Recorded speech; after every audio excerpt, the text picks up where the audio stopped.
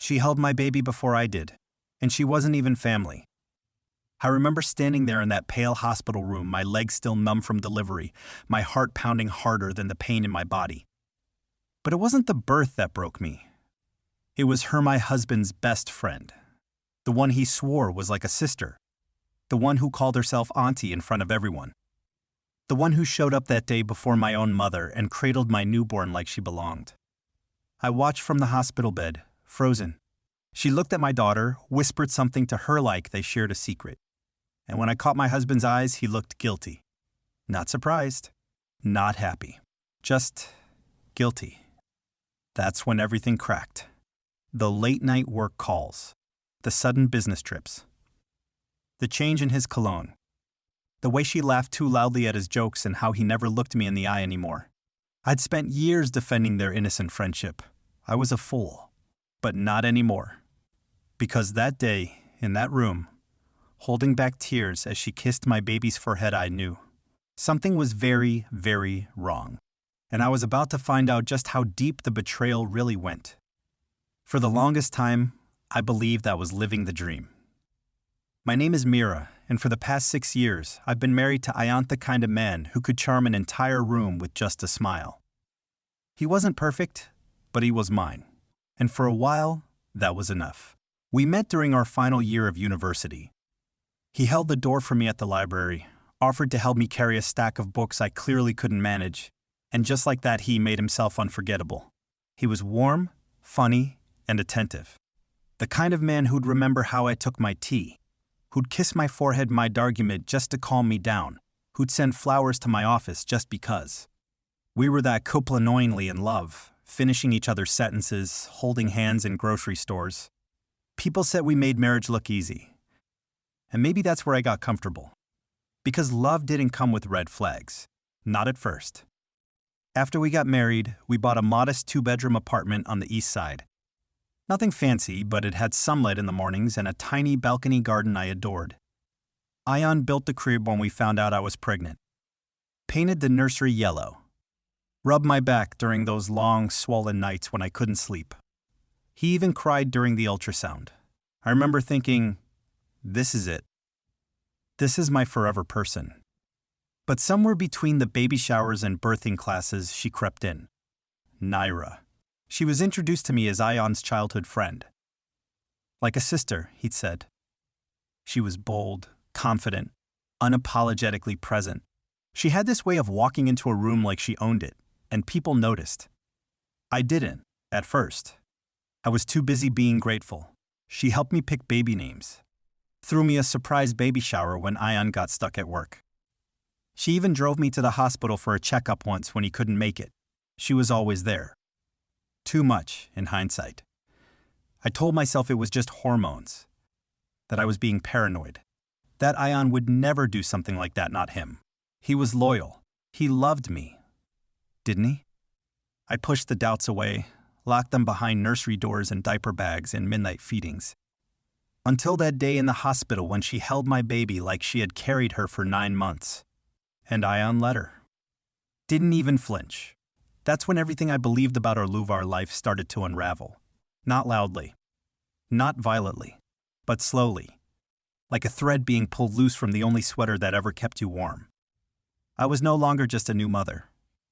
I was a woman with questions. And the people I loved most had answers they weren't giving. It started with silence. Not the comforting kind that lovers share. No, this was the heavy, suffocating silence of someone hiding something. After the baby was born, Ayaan changed. He still kissed my forehead before leaving for work. Still held my hand in public. But there was distance. Not in words, but in energy. Like his body was home, but his mind was somewhere else somewhere I didn't belong. One night, around 11:30 p.m., he got a call. He was in the living room, rocking our daughter in his arms, when his phone buzzed. I was watching from the hallway. I saw his face the second he read the screen. Tension. His jaw clenched.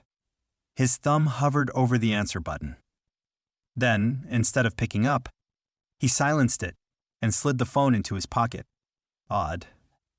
Ayaan never silenced calls. Especially not at home. Who was that? I asked casually, walking in.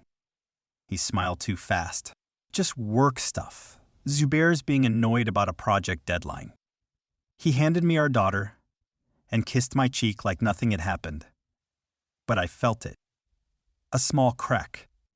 The next day, while he was in the shower, I checked his phone. I didn't mean to. I'd never done it before. But my fingers moved before my conscience could catch up. There were no texts, no call logs, not even a single email. Just clean. Too clean. I opened WhatsApp. Nothing suspicious there either, except one thing: his archived chats. I clicked. There it was. A chat titled N. I clicked it open and scrolled. My heart thudded so loud I thought I'd wake the baby. The last message was from her. Mira, tell her yet? She'll find out sooner or later. Might as well come clean. No reply from Ayaan. But the message had been read. I stared at the screen, my breath caught in my throat. What was she talking about? What was he supposed to tell me? I didn't know what to believe or who to trust. My mind raced with possibilities. Had they? No, he wouldn't. Would he? I copied the message and emailed it to myself, just in case. Then I put the phone back and walked out like I hadn't just read the first crack in the walls of my marriage. For the next few days, I said nothing. I watched. I listened. And every time Mira called or showed up unexpectedly with gifts for the baby, I smiled like everything was fine. But inside, I was unraveling. What secret was she holding over him? Why was he letting her get so close? And why was I suddenly the outsider in my own family? I had no proof. Just instinct. But instinct has claws. And mine had started digging. The betrayal hadn't fully revealed itself yet. But it was coming. And I was preparing for the storm. I kept replaying that message in my head. Tell her yet? She'll find out sooner or later. What was she talking about? I wanted to believe it was innocent. Maybe a surprise? A joke between old friends? But then why delete the messages? Why silence the call? Why did he look like a deer caught in headlights when I asked about it? No. Something was off. And the worst part? I was starting to feel like a guest in my own life. Every time Mira came over, she brought this strange energy, too familiar, too possessive. She'd call Ayaan by nicknames I'd never heard before, laugh at memories I wasn't part of, and offer to help with the baby like it was her right.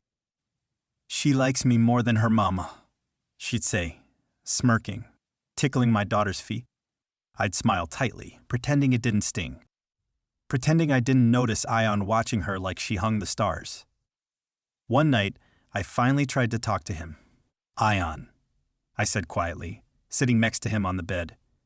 Do you feel different? About us? He looked up from his phone, confused. What do you mean? I mean, you're distant lately. Cold, like I'm not really here. He sighed. Mira, we just had a baby. Everything's changed. We're both tired, adjusting. It's normal. But you're not talking to me. I'm talking now. That was his answer. Flat. Dismissive. Like the thousands of emotions swirling inside me were just hormonal noise. I turned away, swallowing my frustration. Should I have confronted him with the message? Demanded answers? Maybe. But what if I was wrong? What if this was just my mind turning shadows into monsters? Still, I couldn't shake the feeling that the truth was sitting right in front of me, wrapped in Mira's red lipstick and knowing smiles. A few days later, I found an excuse to visit Mira alone. Told her I wanted to thank her for everything, to clear the air. She opened the door like she'd been expecting me. Look who finally made time, she said, smiling. Thought motherhood swallowed you whole.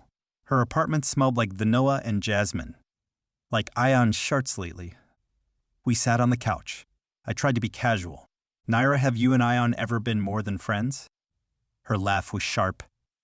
Too sharp. Wow, that came out of nowhere. I stayed quiet. She leaned forward, brushing invisible lint from her jeans. You know, Mira, Sometimes people come into your life before you're ready for them, and sometimes they come back when you finally are. What does that mean? She smiled. Maybe you should ask your husband. I left without finishing my tea. My hands trembled on the steering wheel the whole ride home. That night, I lay awake, watching Ayaan sleep beside me. I wanted to shake him, scream, cry. But I didn't. I just whispered to myself, I deserve to know. But I wasn't sure I was ready to hear the truth. The next morning, I did something I never thought I'd do. I followed him. Ayaan left the house at 9 a.m., claiming he had a client meeting downtown. I waited 5 minutes, then grabbed my coat, called my cousin to watch the baby, and got in the car. My hands were shaking the entire time. I kept telling myself, this is crazy. You're spiraling. He's probably going exactly where he said he would. But I needed to know. No more half-truths. No more guessing games. I needed to see it with my own eyes. He drove past downtown, past the business district, past everything that looked remotely like work. And then he pulled into a quiet residential street and parked outside her apartment, Mira's. I felt my stomach twist. Maybe he was just dropping something off? Maybe she needed help with something? I kept watching, waiting. 5 minutes passed. 10. Then he rang the bell. And when she opened the door, she didn't just smile. She hugged him longer than friends do. She buried her face into his chest like she'd done it 100 times before. And then he kissed her. Not on the cheek. Not a thank you hug. A real kiss. Deep. Familiar. Intimate. I gasped so loudly I thought I'd given myself away. My vision blurred. I couldn't feel my hands on the steering wheel anymore. I thought I might throw up. The man who held my hand through labor, the man who whispered promises into my ear while painting our daughter's nursery, was now kissing another woman like I had never existed. I stayed in the car for what felt like hours. Frozen. Shattered. When he finally came out, nearly 2 hours later, he looked relaxed, smiling to himself. Like he'd just had coffee with an old friend not cheated on the mother of his child. I drove home on autopilot. When I walked through the front door, the baby was asleep, the house quiet. I stood there in the hallway, numb. My cousin asked if I was okay. I nodded. But inside, something had died. The part of me that kept hoping, the part that believed this was just a phase, the part that still made excuses for him, gone. That night, he held our daughter like nothing had happened. He kissed me goodnight like he hadn't just touched another woman's skin hours ago. And I lay in bed beside him, staring at the ceiling, thinking, he's living 2 lives, and I'm the one being erased from both. But not for long, because I had seen enough. And the next move would be mine. I waited 2 days. 2 long, unbearable days, watching him lie, smile, laugh, pretend. Pretend we were still a family. Pretend I didn't see what I saw. But I had. And now, I have proof. The photos I took that day were sitting in my inbox, untouched, burning like wildfire beneath the surface. So on the 3rd night, after putting the baby to sleep, I finally said the words I'd been rehearsing in my head. We need to talk. Ayaan looked up from his phone. Yeah? I walked over to the dining table and placed a single envelope in front of him. He stared at it. What's this? Open it. He hesitated. Then slowly, he pulled out the photographs. The ones of him and Mira. The embrace. The kiss. The hours spent inside her apartment. I watched the color drain from his face. Silence stretched between us like a chasm. Then finally, he spoke. Mira, it's not what you think. I laughed. A bitter, exhausted laugh. Please, don't insult me with that line. He stood up, defensive. You followed me? You made me. I could feel my voice rising, cracking. You lied to me. For months. You let her into our home. You let her touch our daughter. She's just a don't you dare say she's just a friend. He looked away, and that was when I saw it. The shift. The moment he gave up the act. She was there before you, he muttered, voice low. Before all of this. My blood turned to ice. What? He looked me straight in the eyes. I was with Mira before I met you. We were on and off for years. And then you happened. And she left. She disappeared. My heart was pounding. And now? She came back. A pause. And I didn't know how to walk away. I took a step back. I felt dizzy, like the ground had tilted under my feet. So what was I? I whispered. A replacement? A backup plan while you waited for her to come home? No, Mira. You were... He paused. You are... different. Different? I laughed again, tears sliding down my cheeks. I gave you a family, a home. I gave birth to your child, and you gave her your loyalty. He had no words. Just guilt. Just silence. I looked at him, really looked, and I realized I didn't recognize him anymore. The man standing in front of me wasn't the one who kissed my forehead in the hospital, who cried when he first held our daughter. That man was gone. And this one? This one was a stranger. I want you to leave, I said quietly. Mira, I said, leave. He opened his mouth like he was going to argue. Then he saw something in my eyes' finality. Fury. Pain he couldn't fix. He turned and walked out. No goodbyes. No promises. Just the sound of the door closing behind him.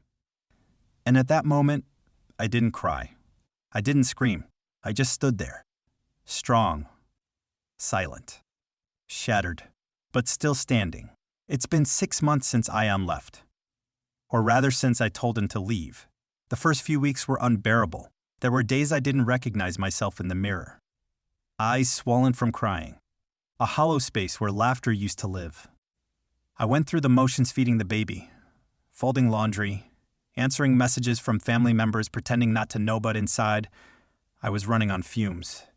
There's something uniquely cruel about having to raise a child with the man who broke you. We share custody now.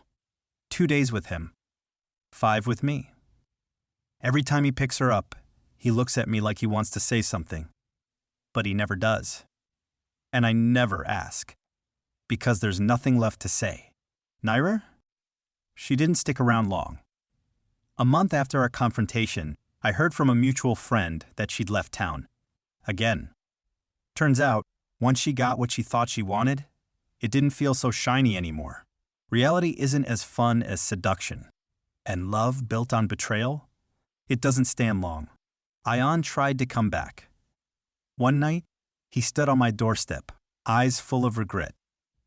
I miss us, he said. I looked him dead in the eye and replied, there is no us left to miss. He cried. And I didn't. That's when I knew I was healing. Slowly, I started piecing myself back together. I joined a local moms group. Started going for walks again. Began journaling every night, pouring my pain into pages that didn't judge or lie or cheat. And I started smiling again. Not the fake smile I wore during our last months together. Not the smile that said, I'm fine, when I was falling apart. A real one. One morning, as I watched my daughter giggling in her high chair, smearing mashed bananas across her cheeks, I realized something. He may have broken my heart. But he didn't destroy me. I still had her. I still had me. And in some ways, I had more now than I ever did before, because now I had truth. I had strength. I had freedom. A few weeks ago, I found a photo of Ayaan and me from our wedding day. We were laughing, eyes locked, lost in love and illusion. I didn't cry when I saw it. I simply put it in a box labeled before, because that's what it was. Before the lies. Before the betrayal. Before I learned that the person I thought was my forever was only meant to teach me one painful, powerful lesson. That love isn't always enough. But self-respect? That's non-negotiable. Now, every time I look in the mirror, I see someone stronger. Someone wiser. Someone who walked through hell and didn't just survive but rebuilt. Brick by broken brick. And maybe one day, I'll trust again. Maybe love will knock on my door when I least expect it. But this time, I'll open it with my eyes wide open and my soul intact.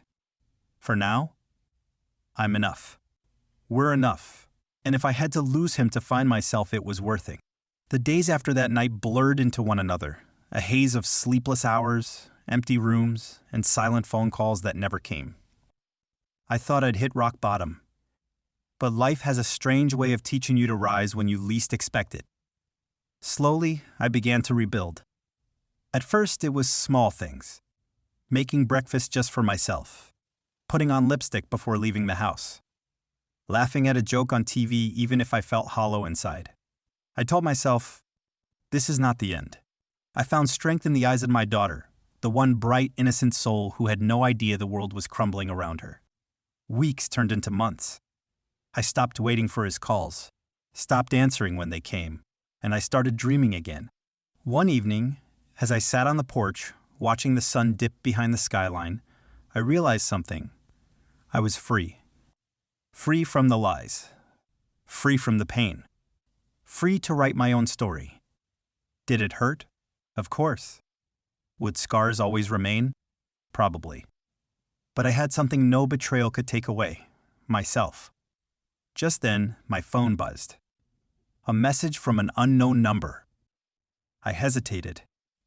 Then I opened it. I'm sorry. Can we talk? I stared at those words.